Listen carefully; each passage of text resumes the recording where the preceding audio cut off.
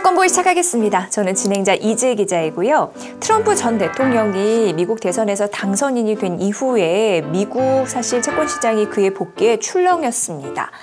그리고 그의 공약대로라면 인플레이션 충격이 다시 오지 않을까 꽤 많은 분들이 궁금해하시더라고요. 그래서 오늘은 KB증권 박준우 연구원 연결해서 이런저런 시장의 뒷말들 좀 해결해 보도록 하겠습니다. KB증권 박준우 연구원 연결합니다. 연구원님. 네, 안녕하세요. KB증권 박준우입니다. 네, 미국 10년물 국채금리가 과연 5%를 넘을까? 많은 분들이 궁금해하더라고요. 이 트럼프 전 대통령이 당선이 된 그 이후에 아마 그 10년물 국채금리가 4.45%까지는 올라갔는데 이 궁금증을 좀 해소해 주셔야 될 것 같습니다. 어떻게 분석하세요? 최근에 워낙 많은 자산군들이 방향성이 많이 달라지면서 해석하기가 굉장히 어려운 장세인데요. 10월 초에 발표됐던 9월 실업률 발표되고 나서 그때부터 대선 이전까지의 기간과 대선 결과가 나온 이후 그 두 가지로 조금 분류를 해보면 대선 직전까지는 채권 자산군이 굉장히 부진을 했었고 주식도 조금은 부진했습니다. 그와 반대로 금 가격과 달러화 강세가 굉장히 높아졌던 시기였습니다. 결국 이걸 종합해보면 대선 이전까지는 불확실성 요인이 굉장히 컸다라고도 볼 수 있을 것 같습니다. 특히나 성장이 굉장히 좋긴 했지만 인플레이션에 대한 불확실성도 있고 대선 관련된 불확실성도 있다 보니까 안전자산인 달러와 금 쪽으로 많은 돈들이 많이 쏠렸다 이렇게 좀 볼 수가 있겠고, 반대로 전통적인 자산군들인 채권이나 주식 가격은 다소 부진했다라고 보여집니다. 대선 이후에는 주가의 급등세가 굉장히 눈에 띕니다. 트럼프 당선 이후에 주식에는 오히려 좋은 환경이다라는 인식이 굉장히 커진 점도 한 가지가 있고, 또 다른 한 가지는 불확실성 자체가 많이 해소가 됐기 때문에 주식시장이 가장 무서워하는 것은 이제 불확실성이거든요. 이제 그런 부분들이 해소되면서 주가가 가장 큰 폭으로 상승을 했습니다. 채권은 일시적으로 하루 이틀 정도는 금리가 좀 상승 반응을 했지만 사실 다시 금리 급등폭을 되돌리는 모습을 보이면서 미국 국채의 성과는 거의 0% 수준으로 큰 변화가 없는 상황이고요. 반면에 그것보다 상대적으로 물가 연동채라고 불리는 팁스 채권의 성과가 일반 국채보다는 조금 더 좋았습니다. 그 말인즉슨 트럼프 당선 이후에는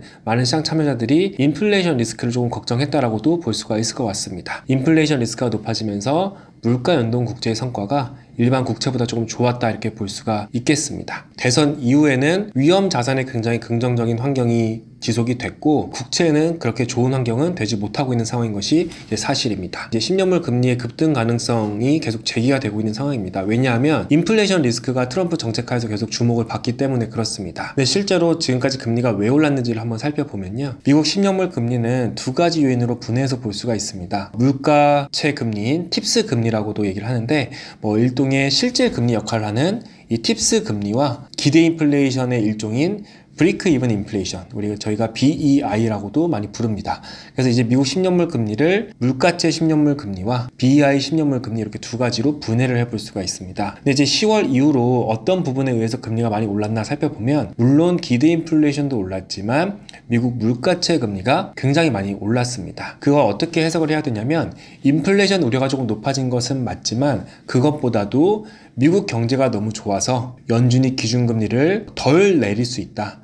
인하가 굉장히 작을 수 있다는 인식이 반영된 결과라고 볼 수가 있겠습니다. 그래서 일각에서는 트럼프 관련된 인플레이션 리스크가 엄청 크다 이렇게 보도되는 경우들도 있지만 실제 시장의 가격을 보면 인플레이션 리스크가 그렇게 크게 반영되고 있는 상황은 아니고 오히려 미국 경제가 너무 탄탄하다 보니까 기준금리 인하를 너무 과도하게 하지 않아도 되겠구나 라는 인식이 최근 금리 상승을 이끌었다라고 보고 있습니다. 그 다음 미국 10년물 금리의 경로는 어떨까를 생각을 해보면 이 10년물 금리의 두 가지 구성 요소인 물가채 금리와 BEI 모두 어느 정도 사이클의 상단에 좀 위치해 있다고 생각합니다.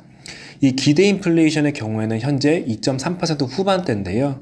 인플레이션이 한창 높아졌었던 올해 3, 4월 정도까지만 하더라도 BEI 수치가 2.4%대였습니다. 그러니까 지금 인플레이션 우려가 조금 높아진다고 하더라도 지금 시장에 반영된 인플레이션 기대치가 크게 높아지기는 어려운 상태다 이렇게 좀 보고 있고요. 실질 금리라고 볼 수 있는 이 물가채 10년물 금리의 경우에는 현재 1% 후반대에 위치해 있습니다. 경험적으로 보면 이 실질 금리가 2%를 넘어서면 주식시장에도 굉장히 부정적인 영향을 미칠 수 있는 레벨인 만큼 지금 실질 금리도 상당 부분 올라온 상태라고 판단이 됩니다. 그래서 올라가 봐야 2% 정도까지 조금 추가적인 상승 여력이 있겠으나 말씀 주신 10년물 금리가 5%를 터치할 만큼 인플레이션 리스크라든지 기준금리 인하 기대가 더 축소될 가능성은 저희가 낮다라고 보고 있습니다. 그 이유는 이제 뒤에 대선이나 연준 이야기를 조금 더 보충해서 이제 말씀을 드리려고 합니다. 네, 금리 상승 배경과 금리의 상승에 대한 폭까지 전망을 해주셨습니다. 일단 트럼프 2.0 시대 우리가 정말 준비를 잘 해야 되잖아요. 앞으로 채권 보유에도 그런데 포인트를 둬야 될 것 같습니다. 우선 주목할 정책은 뭐가 있다 보세요?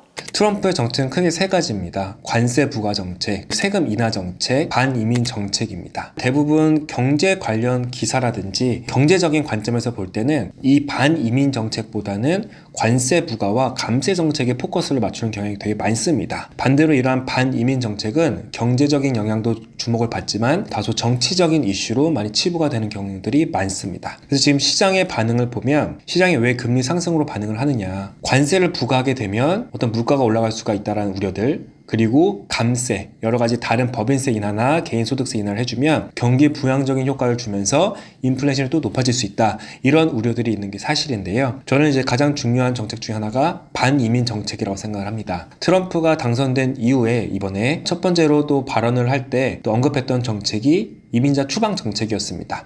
어떠한 비용이 들더라도 이민자 추방은 반드시 하겠다라고 얘기를 한 건데요.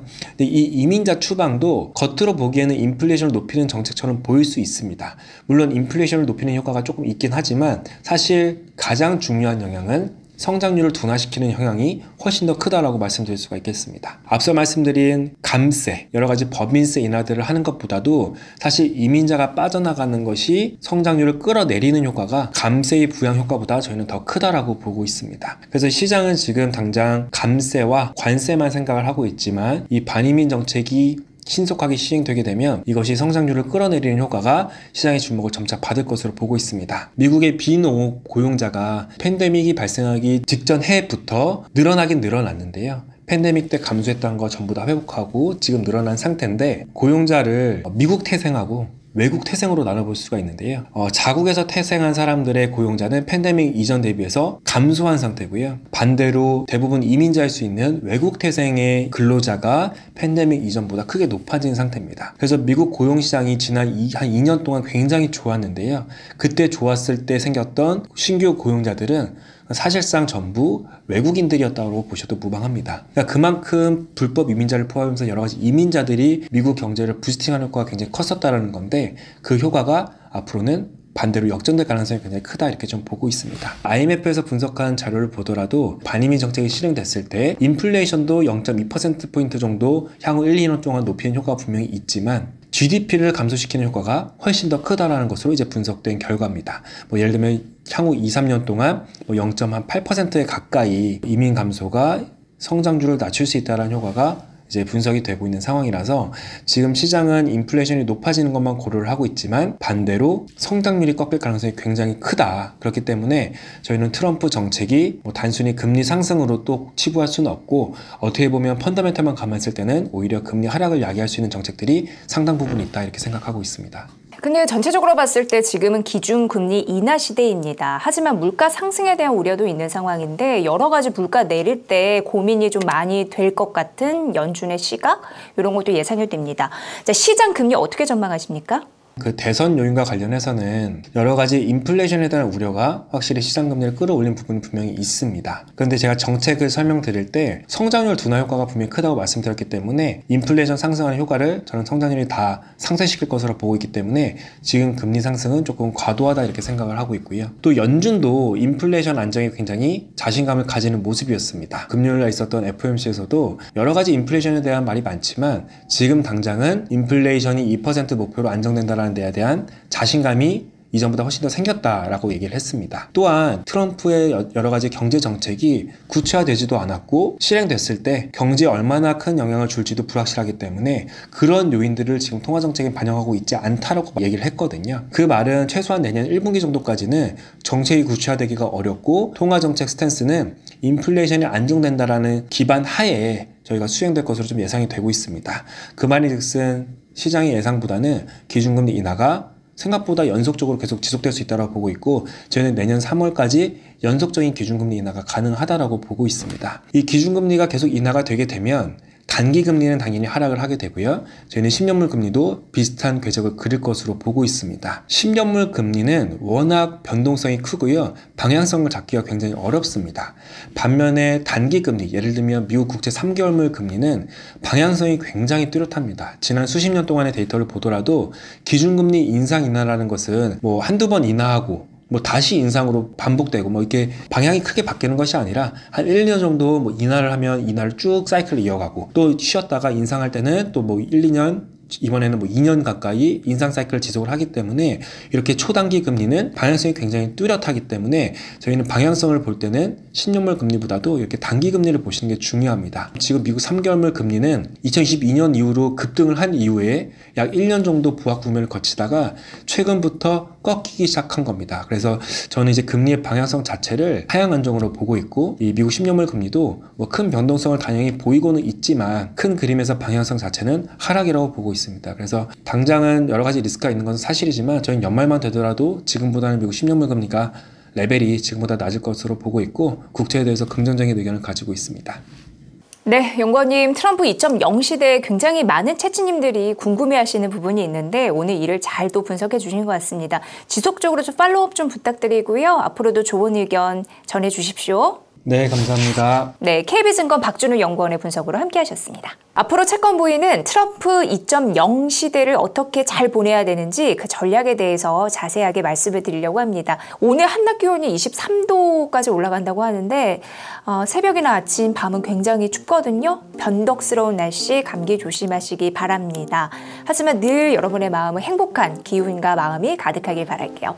자, 채찌님들 다음에 뵐게요.